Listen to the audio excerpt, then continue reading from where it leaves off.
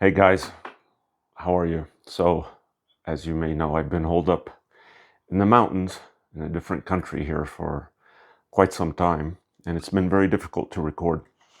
But I just wanted to discuss with you a very important topic that's going to be foundational to a number of other videos we're going to make. We can consider this to be episode 77, and you're watching Henry's Millions, and I'm Henry. If you're new to the channel, today, briefly, I wanted to discuss the topic of inhibition, self-inhibition, and it can be behavioral or cognitive inhibition. And this, you may have heard of this term if someone's talking about being impulsive or doing things impulsively, whether it's someone who's gambling, making bad choices, uh, eating something they didn't want to eat. It could be anything. A number of things that's done impulsively obviously would be helped by something called behavioral or cognitive inhibition. So I've been researching this topic, and I'm just kind of speaking off the cuff right now because I really wanted to get something out to you that I felt was very important. So inhibition, behavioral or cognitive inhibition, is actually part of your executive functions. It is an executive function. It happens to be foundational. And what I mean by that is that a number of other crucial executive functions, at least 4 of them, are dependent on inhibition, on your ability to inhibit a response, to delay a response, withhold, etc., in order to enact those other self-directed actions.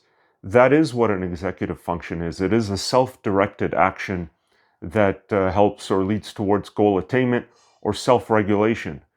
When we talk about executive functions, we're also talking about self-regulation. These are self-directed actions that help you regulate yourself.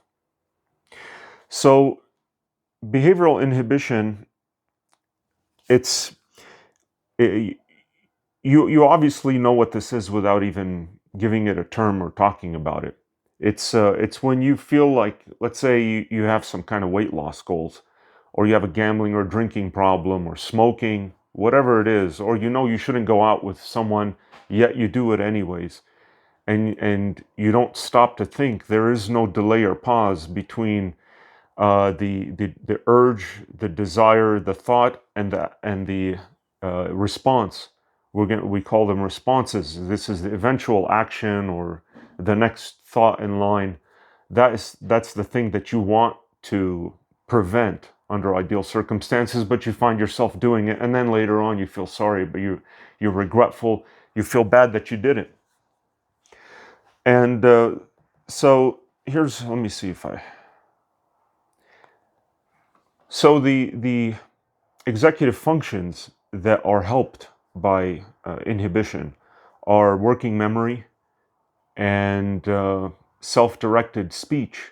This is self-talk, which you'll find is very crucial, very important for an adult to have self-talk. This is one of the ways that you regulate yourself and you control your behaviors and you pursue goals and goal-directed actions. Another one is reconstitution. It's the analysis and synthesis of information, of ideas. And the fourth one, there we go. It's ability to control your emotions, your arousal. So it's the control of emotions. Okay, motivation, emotion, arousal.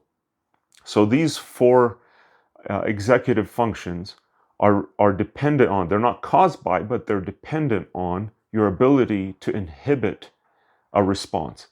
Now, when we talk about inhibition, whether it's behavioral or cognitive inhibition, there's 3 types of inhibition. Number 1, and this is very important. The first type of inhibition is to delay. It's to stop what's called in neuropsychology the prepotent response. There's flies here. You might see me swatting. There's a lot of flies and mosquitoes in the mountains here.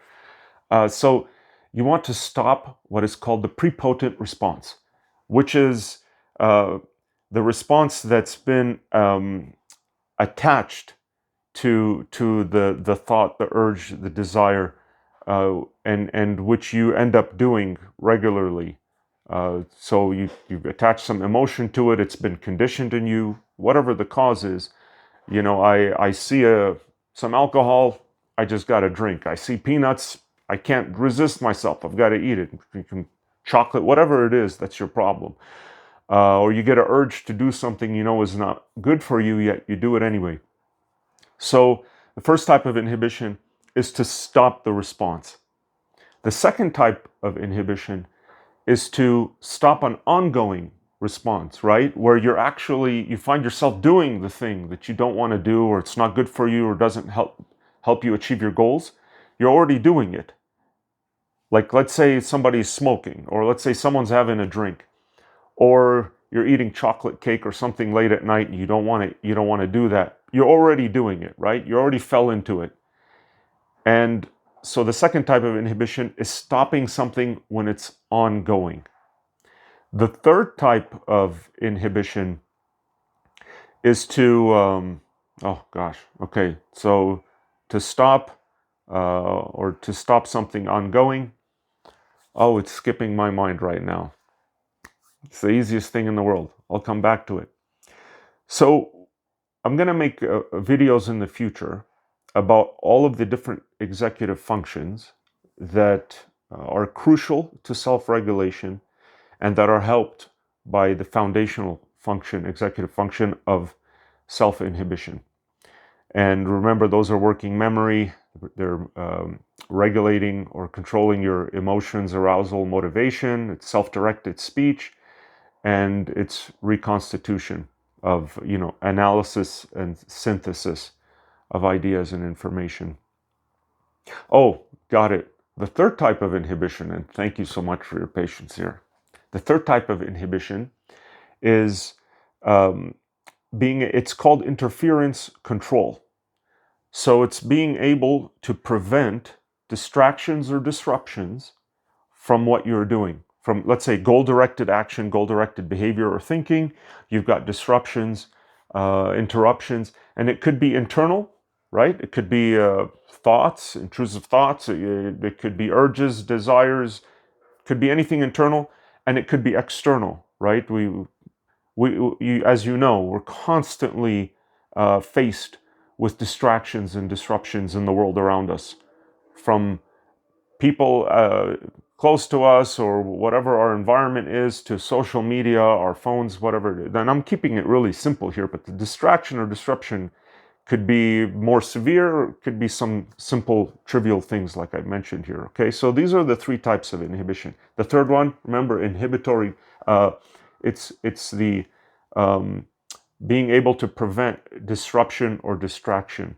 Okay, so we will be speaking more about this in the future, but specifically as it helps the other executive functions. Okay, the interference control. So really quickly, I wanted to see if we can kind of help each other here to improve our ability to inhibit unwanted thoughts or actions, right?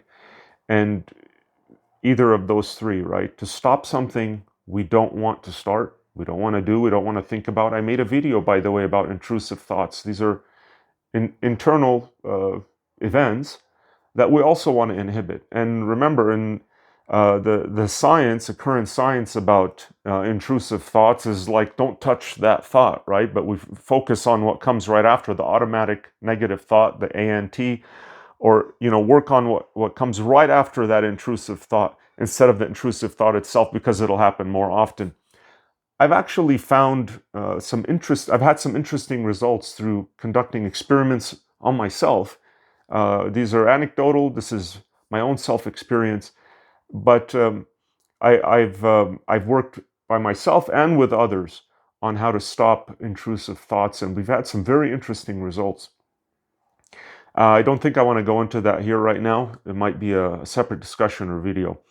But what we want to do, beginning today, is to help ourselves by inhibiting, by strengthening our inhibitory control, our ability to inhibit thoughts and actions, behaviors that are undesirable, do not help us in achieving our goals. And remember, in some of my very early videos, where I was doing research on William James and the principles of psychology, this was over 125 years ago, right? Like 1895 to 1900 something, when William James wrote that. And he was one of the first to ever speak about the willpower, volition, and he talked about impulsion and inhibition, right? When you're impelled, when you're compelled to do something, and when you're inhibited from doing something. And fast forward 125 years, we're talking about the same things. Now, the science has progressed significantly, but it's still kind of it's still a black box, if you will, in terms of the specific nuts and bolts of inhibition, where we've identified inhibition and inhibitory control, but we haven't gotten down to the very bottom of that, right? I mean, we have ideas of how to control this or how to help this. I'll share those with you right now. For example, some practices you can try to strengthen your inhibitory strength is to add a delay. Like, I won't make a decision. I won't take any action for 10 minutes, right? Like somebody have a drinking or smoking problem, or any other type of addiction, right? There's so many different kinds of addictions. So I'll enact a delay of 10 minutes. I won't do anything. And so I'll share with you what I've been doing that I think is so much more effective. So like, let's say, for example, your problem is eating late at night, or eating something that you shouldn't eat, and or going out with someone, or doing whatever it is, right? So you know that you may be more tired at night, you have less energy, and when you have less energy, what they call willpower is weakened. And they say that even the current science says you have this limited gas tank of energy for willpower or self-regulation that can be exhausted. And once it's exhausted, well, then you're less able to control yourself with anything else right afterward. So in the evening, let's say we're less energetic, we're less able to resist urges or temptations. And eating is one of them. I'm going to use that as a simple example. It affects so many of us. And so what I found is that at night, I didn't want to eat, and I might see it in front of me, or I get anxious, nervous, bored, lonely, whatever it is, and I feel like I've got to do it, because if I don't, I'm going to go crazy. So I end up eating. And I try to be easy and nice, compassionate with myself, and allow myself to do it. What happens at that point, and it could be, again, any action, event, thought that is not good for you that you end up doing. At that point, you've got a number of different drives, and I think that here the science, or the researchers or scientists, are kind of in different specialties, and they're not combining them. Remember, we did some videos about the drives, the inner drives that comprise the ego or the id. So these are energetic drives, and we should be connecting the two, the executive functions and the prefrontal lobes or cortex, with our drives. And because these are emotionally charged, energetic drives, and so far in the science, I haven't seen any research that combines these two. But it's very important, because when you feel compelled to do something that you don't want to do, and you're tired or whatever, or it's late, you feel like there's conflicting drives or motivations in you. One, during the day or early on, you knew it was not good for you, and now you find yourself using your own inner voice, persuading yourself why you want to let yourself do it. And it could be having some food that you don't want to have. And so you end up losing a lot of the time, because this drive is so strong, and there's conflicting drives. So we end up losing. And I know from experience that if we have rules in place or goals, that we make it a lot easier for ourselves, we don't fall into these traps. This is the real value of goals. That, you hear everybody telling you online you should have goals. Nobody explains the science behind it. Nobody understands it. Just say, oh, just have goals. It seems like it works. The reason why goals work is that it takes it takes the deliberation, the evaluation, the time needed to conduct this analysis in your mind. It takes it it avoids having to do that. And when you're driven to do something is not good for you, to have some alcohol, to have a smoke, to partake in something that with someone else is not good for you. The drives and motivation is so strong that you don't even have a second to think about it. You're actually trying to create a delay, this inhibitory delay, so that your executive functions can kick in and work, right? So we're trying to strengthen our inhibition to create some delay. But if you have a goal or a rule, it helps you because you really don't need that much space anymore.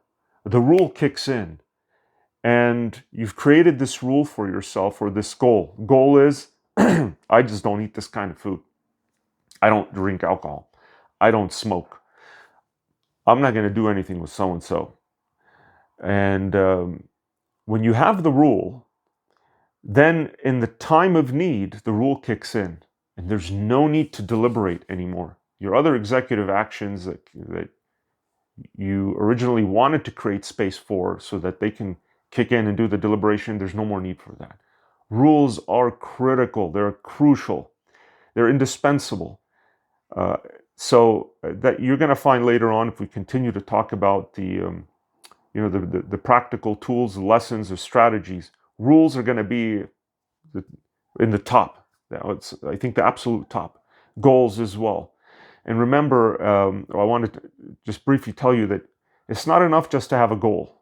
Even if you have a goal, you will lose if the goal is not tied to emotion. You have to emotionally charge your goals, because remember, your drives and desires are emotionally charged. If your goal is not, it's going to lose. So if you have a weight loss goal, or if you have a goal to study this or do that or achieve this, if the goal is not emotionally charged, then it's going to lose to other inner drives that are emotionally charged. So we have to have goals. We have to emotionally charge those goals. How do you do that? When you attach a goal to an image of a future state that you want, and you think about how you would feel if you want to lose weight or eat healthier, and you try to imagine how you would look with a slimmer waist, and then think about how you would feel, how the attention you would get, the feeling you would have being out in the open, in public, and so being able to fit into clothing you like. Or if you were to stop drinking, you would feel better, and imagine that, and to get the feeling. And so this positive reinforcement to the goal is going to help you. The stronger the goal is, when the need comes up, it will help you to inhibit the behaviors or thoughts or actions that you want to prevent. Okay, so goals and rules are crucial. Rule is, for example, I only eat these kinds of categories of foods, and for me it's protein, fruit, vegetable, period. If it's not on this list of 3, then I don't touch it. And at night I will graze, but it's still from these 3 categories. So I'm in good shape. And the rules have been indispensable. There's a lot of other things, a number of other things we can do, and I'm going to save those for a later time. But I wanted to share those things with you. We will be making future videos soon, and it's very difficult to do that up here in the mountains, and on the executive functions. And I would like to hear from you. If you think these topics are useful, and these conversations and discussions that we have are useful, please leave a comment, share this video with somebody that you care about, and let's keep these discussions going. This has been the first video I've had with no notes, so I hope you found it maybe more engaging. And please like and subscribe, and I'll see you on the next video. Thanks. Every time.